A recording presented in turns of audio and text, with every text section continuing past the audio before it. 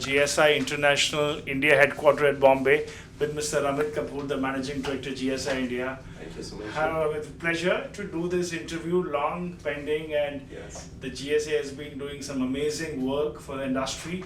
And let's walk through your lab and tell us the story behind it. Yeah, we welcome you. Thank you for coming in, taking your time out for this. So this is GSI's India's headquarters in Mumbai. We have another 3 labs in Mumbai, in SEEBS, in MITC. However, this becomes the headquarters where we start from. We also in India have labs in Surat, in Jaipur, in Bengaluru, in Thrissur and Indore. So these are the different labs.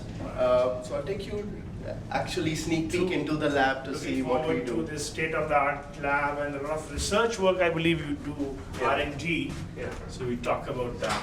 Let me take you through the lab. This is where your diamonds, loose diamonds, jewelry comes in for certification.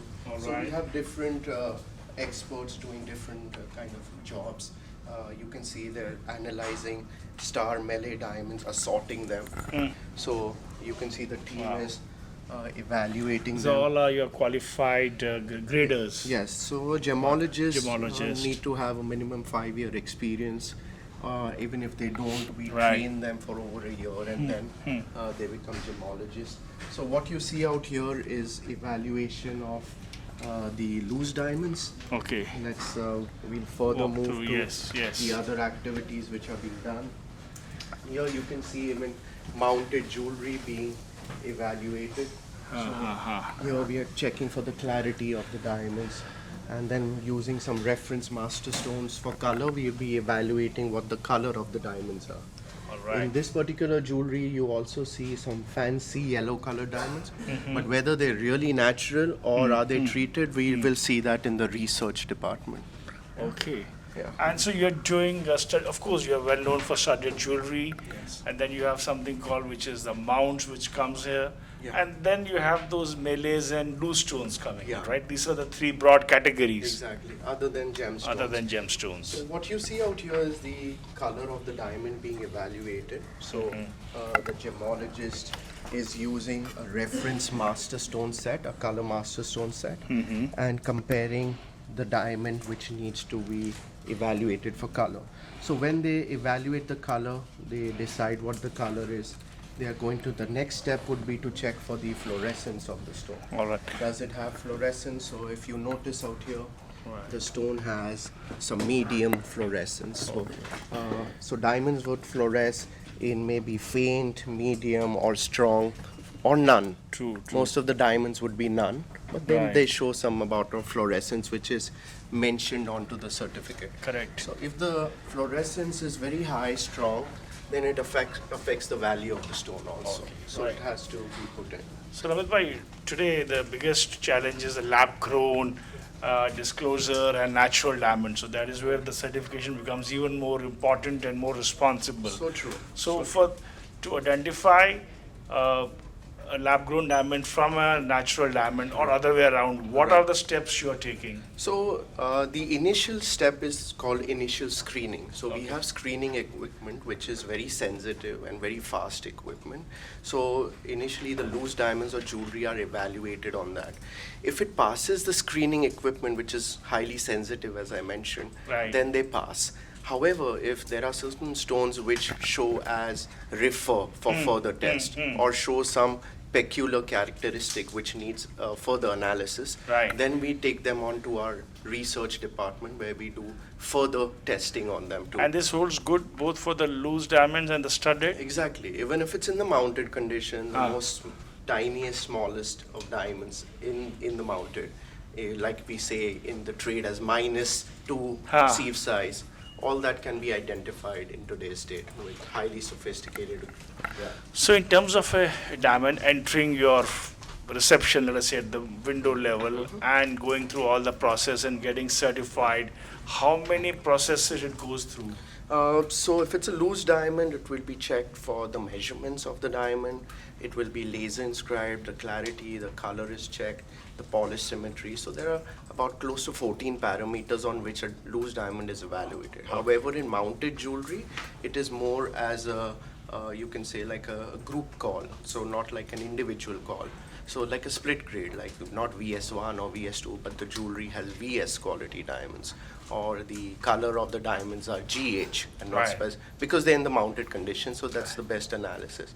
However, all this has a turnaround time of, if it's e-commerce, companies which have to deliver on time, we have a 24-hour schedule, so we deliver in 24 hours, or maximum 48 hours, or 72 hours in certain. So about 2 to 3 days is the working, you can say, turnaround time that we have to do all this process. Very interesting, yes.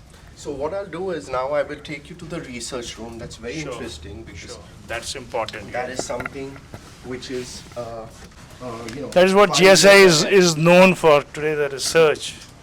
Yes, true. So Deepa Srinivasan. Hello, yes, hi Deepa, how are you? She's our chief gemologist and Right. head of our research for India. So we will take a little tour of what So happens. this is in your research lab, research. Yeah. So all the Wing. so there are 2 research labs. One is in New York, where our headquarters are Right. for GSI, and the other one for India is in Mumbai, and where you stand. Why is research necessary? And Right. we're one of the few labs that have actually taken the step to highly invest in research, Right. because we are looking at things which are 5 years, 10 years ahead, and not currently. So I'll quickly show you the equipment that we're So you said you share this feedback with the equipment manufacturers and the industry. So true. If you come up with something which is not the regular thing. Exactly. So what you notice is that, we work with brands or screening equipment brands like De Beers. Right. We also work with Yehuda. We work with Mindron. So we as a lab, we actually have become the first step where equipment makers actually leave their equipment here with us and say do some more research on it from a lab's point of view. Would you like to share any recent experiences you have come up with, something unusual stuff? Yeah, so I think while experiencing, did you see something? So, yeah, you see, most of the natural diamonds would probably exhibit or show the blue phosphorescence. But in this case, this stone here, it's showing a greenish, orangey phosphorescence. So that's already a suspect that it cannot be a natural diamond.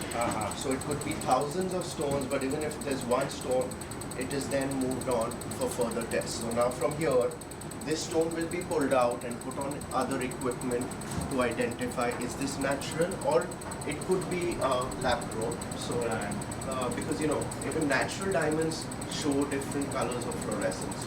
So it's a little confusion, but yes, we can have it sorted. And also there's a lot of new things happening in the color stones, I believe. Yeah. A lot of new parameters. We'll that- also show you here how we're identifying.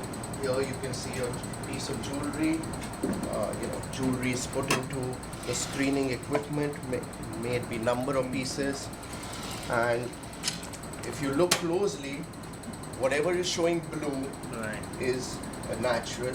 But if you look out here, Sumesh, if you would come here, you can actually see this pendant, which is not showing blue but different kind of phosphorescence. It looks very pretty here because it's under the UV. Right. However, this pendant we have identified to have lab-grown diamonds, as you can see in the screening equipment. So when the your vendor or your supplier or your client has given you this for certification, do they have to disclose it from their side? What is that? They don't have to. They don't have to. Some do, some do not do that. Okay. So, yeah. Moving on to other I equipment. can see some more Yeah, so major really high-end, high-end advanced, equipment over here. sophisticated. So you have the UV, which would tell you the, the FTIR, which Yeah, will yeah, tell you yeah. if it's a type 2 or a type 2A. Ah. Probably it would, be a lab-grown. So then we have to do further tests on that. I can see this here, some gentleman wearing a special Oh yeah, spectacle, so you can see, UV. we're working with liquid nitrogen here. And like I mentioned, our team of experts, they're all, scientists working here for Right. many years. Okay. They have PhDs, they on instrumentation, on various other subjects. And yes, what they're looking at this stone at the moment is, so there's a blue color stone mounted in a earring. Now they want to know whether that blue stone is firstly a natural diamond or a lab grown. Now when they know it's a natural, they also need to know whether it's treated or a natural blue color. So that's why what you see out here is they've used liquid nitrogen, which is at minus 196 degrees, and then they have poured it onto the jewelry piece. It's not going to affect the durability or however, it gives you very stable readings of absorption pattern. And this, I believe, says it's what, treated? It's a treated, it's not natural. So, but does all the stones which come for certification have to come through the R&D lab, or you select where you have some certain different parameters coming in? Exactly. So stones or jewelry that are flagged that at the initial screening time, or gemstones that come into us to know what is the origin or geographic origin of the gemstone. Because today, if it's a ruby from Burmese ruby, it has a high value. So GSI has the expertise to tell you the geographic origin of the gemstone. If it's a Colombian emerald or a Zambian emerald. So those kind of stones directly come into the research department because it's for really advanced testing. How big is your total team here in India, GSI? So the facility that we are at is about 10,000 square feet of lab, as well as in India we're over a team of 200 experts working with GSI. Wonderful. So what you see out here is also a very high-end microscope that we invested in, which actually enters into the stone. So you can see the gemstone here, which is amber, and you can actually see millions of years back a trapped insect in this gemstone. Interesting, huh? So yeah, this makes it more valuable. That this is what nature is, You can see the true But you can't mysteries do of anything nature. with that, right? No, you cannot. It's just trapped in there. You use it as jewelry. Right.